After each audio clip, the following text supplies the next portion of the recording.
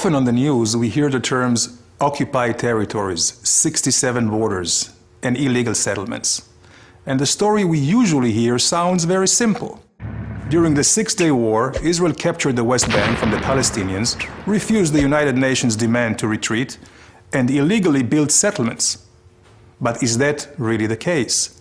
Let's try to understand the situation a little bit better. We'll start with a simple but extremely important question. From whom did Israel capture the West Bank? From the Palestinians?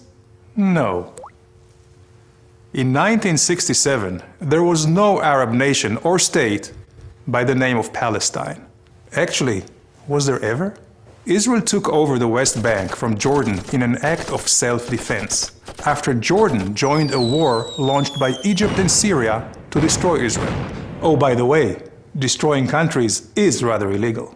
The United Nations back in 1967 rejected repeated Arab and Soviet attempts to declare Israel as the aggressor. Security Council Resolution 242 did not demand a unilateral Israeli withdrawal. Rather, the United Nations called for negotiating a solution which would leave Israel with secure and recognized boundaries. In effect, defensible borders. But wait a second, what was Jordan doing in the West Bank in the first place? What was its legal justification? Well, Jordan had you know what? It had no legal justification. Jordan simply occupied it during its previous attempt to destroy the newly established State of Israel in 1948, changing the commonly accepted name Judea and Samaria to the West Bank. But that did not really convince anybody. And almost no one recognized the legality of Jordan's occupation, not even any of the other Arab states. So, if Jordan had no legal claim to the land, and a Palestine did not exist, whose territory is it? Let's go a little further back in time. Don't worry, not to the days of the Bible, only about 100 years. Until 1917, the Ottoman Empire occupied the whole region. After losing in World War I, the Ottomans relinquished their 500-year control to the Allied forces, which decided to divide the old empire into countries. Britain's foreign minister, Lord Balfour, recognized the Jewish people's historical right to their homeland. A small area, equivalent to about 0.5% of the Middle East, was designated for this purpose. Britain received a mandate from the League of Nations to promote the establishment of a Jewish homeland. But wait a second, do you realize what happened? The Jewish homeland originally included not only the West Bank, but also the East Bank of the Jordan River. I guess you cannot say the Jewish people have not accepted some painful compromises already. Anyway, the League of Nations' recognition of a Jewish homeland which includes the West Bank was reaffirmed by the United Nations after the Second World War.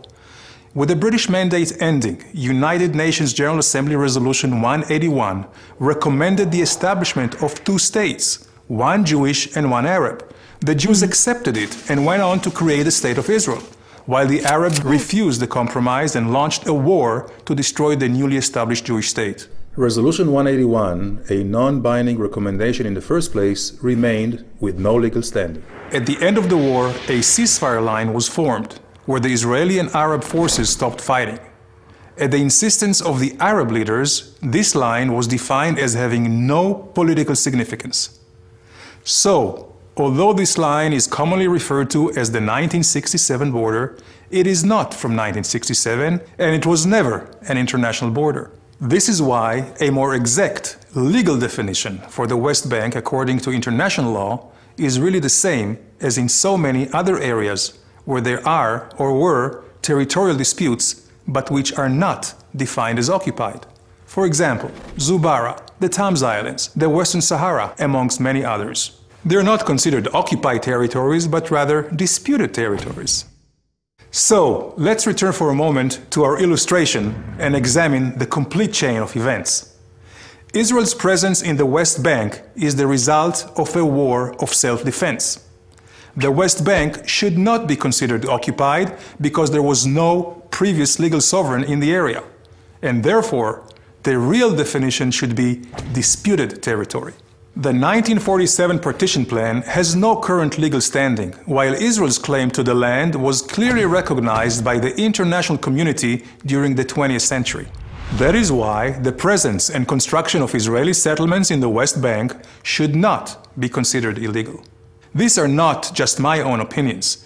They are based on conclusions made by world-renowned jurists like Professor Eugene Rostow, Justice Arthur Goldberg, and Stephen Schwebel, who headed the International Court of Justice.